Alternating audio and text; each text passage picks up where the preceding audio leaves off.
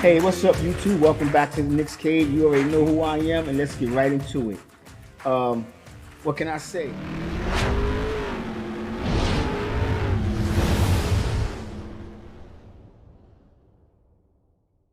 Heartbreaking loss. New York Knicks to the Los Angeles Lakers, 115 to 122. Went to overtime. You know what I'm saying? The game went to overtime. I actually thought we had a good chance of winning this game.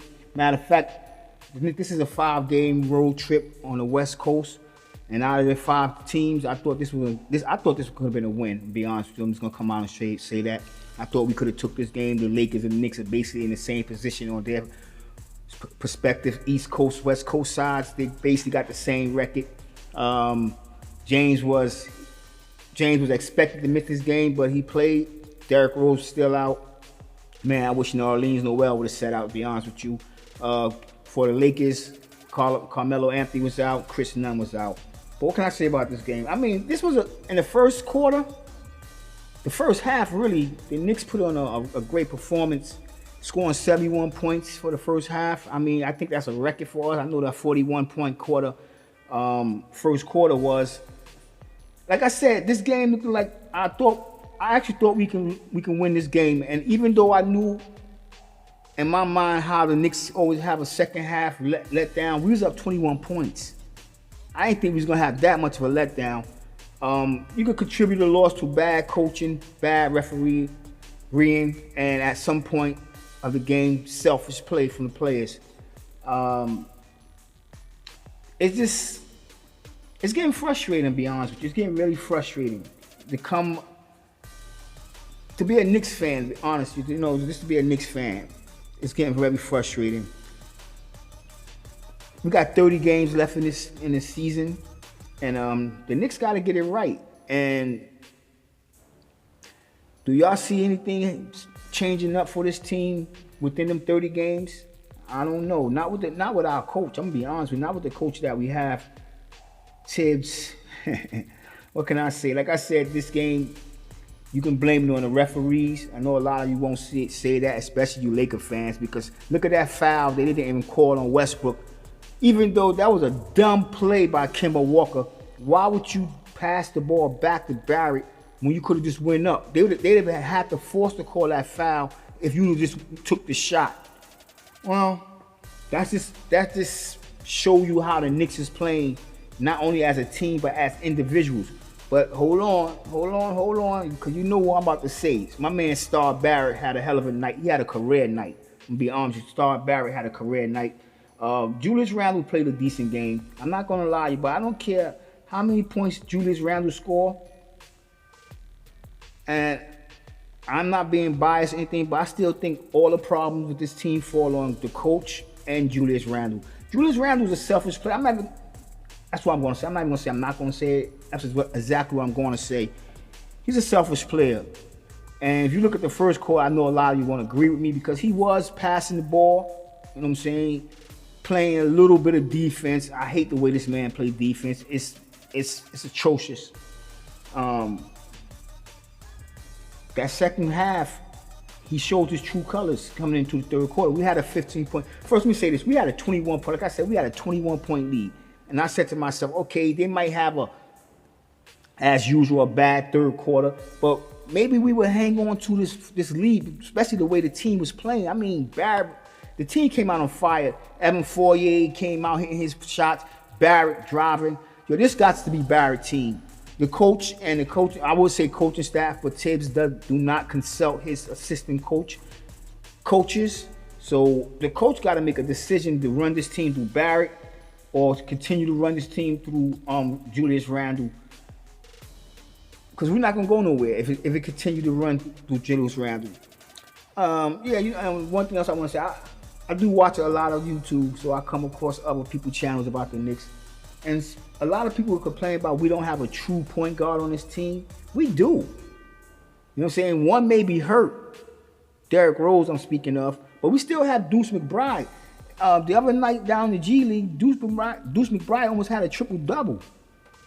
Now, what I don't understand, if you can watch this kid play his heart out down in the G League, but you don't bring this dude off the bench, you don't make no adjustments, The Knicks is going nowhere with this coach. I'm being honest with you. Last year, everybody, I'm gonna have to start agreeing with all them so-called experts. It was a fluke. Because we already, you know what, I can't even say it's a fluke because we know Tom Thibodeau. He have a good year with the team the first year, and then it just fans out the rest of the year. Then he just want to get fired because the man don't know how to adjust. Okay, you want to lose certain players, you're going to gain certain players every year. But you got to play certain players. You got to play players, period. And when the players that you play on a normal basis not having a good game, you got to pull them out the game and bring other people in. But I'm not going to say the Knicks had a bad game. The Knicks did have a decent game this night. Actually, it was, like I said, it was one of the best first halves the Knicks had played all this season. Matter of fact, in the last 2 years, to be exact. But our inconsistency just showed up in the second half. The third quarter, like I said, we had a 15-point lead. The team stopped moving the ball. The coach started. The coach, I'm being honest, I'm being honest with you. As y'all know, that's one of my favorite sayings. But let's get back to the game. The coach wasn't making no adjustments even when we had the lead. And I was saying to myself, yo, okay, we got a nice little lead here. It's time to start taking some of these dudes out. And you want to know who the first person he takes out? R.J. Barrett. The man with the hot hand is the first person he subs out the game. I understand he probably bring him back, but he's the first person he subs out the game, not Julius Randle, because Julius Randle wasn't having a good first half. He was passing the ball. He made a few shots. You know what I'm saying? Got to the free throw line only in the second half, and that's another story. The referees, like I said, the referees played a big part in this game. But when you're a professional, you have to put all that aside, and you have to be mentally strong to come into somebody else's house and play a good game. You was doing that for the first half of the game, but you just let the game get away from you. And this is what I mean about the coaching. The coach don't make no adjustments when adjustments need to be made. That could sum up a lot, you know what I'm saying? That do sum up a lot, but this coach doesn't. He doesn't make any type of adjustments. He had Noel in the game from damn near the whole third quarter. He had Mitchell Robinson. Mitchell Robinson didn't come back until like 4 minutes into the fourth quarter. We needed Mitchell Robinson out there to bang up against AD because, you know, how many times do Nerlens Noel get off the floor? This man need to put on some weight, some muscle. I don't know, because his whole game is his agility, getting up and blocking because he don't score. He doesn't catch a pass very well. This man have a very low basketball IQ. It was his athleticism that got him into the NBA, but he's getting older. You know what I'm saying? He should have learned something about the game. That's my opinion. I'm being honest. That's just my opinion. You know what I'm saying? Like I said, another little beat down from the Los Angeles Lakers, and it came in overtime. And I'm gonna be honest with you, I was surprised. I was ready to cut my TV off until R.J. Barrett hit that three. And once he hit that three, I thought we was about to do it. I thought the Lakers would go flat. The Knicks would get their groove back, and we'd be calling them Stella. And that's just a little joke. But anyway, it didn't go down that way. Not at all. Not at all. Not at all. The overtime, the team went flat. They started making too many bad decisions. The coach didn't make any adjustments, no substitutions. And when he did, it was too late. It was too late. And how many times we have to say that after each game about Tom Thibodeau? We already know what we're going to get from Julius Randle. A stupid technical foul while you on the bench, which made no sense. The Knicks could have won this game. And I know a lot of you Laker fans know we could have won this game, but the ref stepped in. Monk got hot. They had Monk looking like he was Ray Allen out there. James, you can't stop LeBron James. I'm a LeBron James fan. When it comes to individual players, I'm a LeBron James fan. Had been since his high school days. Even went out one time and got the NBA League Pass just so I can see most of this man's games. But like I said, you're not going to stop LeBron James. And I really didn't understand the matchup with R.J. Barrett holding LeBron, especially when Obi Toppin was on the floor. You had Obi Toppin on their rookie. I forget his name right now. This team, a lot of people like to say this is a bad team, but I'm not going to say the Knicks is a bad team. They're an inconsistent team, and they're a team that's not coached right. The coach don't make the right decisions when the decisions need to be made. And that's just it, to be honest with you. Like I said, we got an outdated coach. I said it in one of my videos, and I'm gonna say it again. We got an outdated coach. He don't know how to make the adjustments. He doesn't play nearly half of the players that we need to be playing. For the game, the Knicks shot. I mean, this is what I'm trying to say. It wasn't a bad game because in certain categories we was beating these dudes.